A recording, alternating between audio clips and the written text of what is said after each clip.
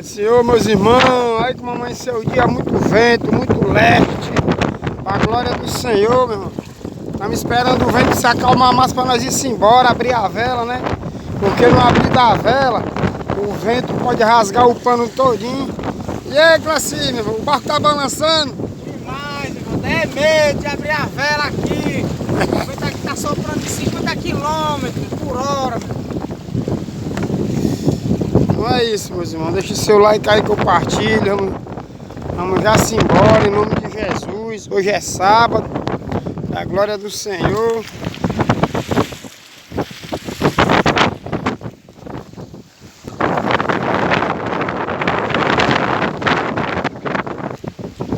Então é isso, meu. Vamos agora percorrer agora 53 km nessa direção aí do sul, entre o sul e o oeste. Nossa caminhada tá para aí.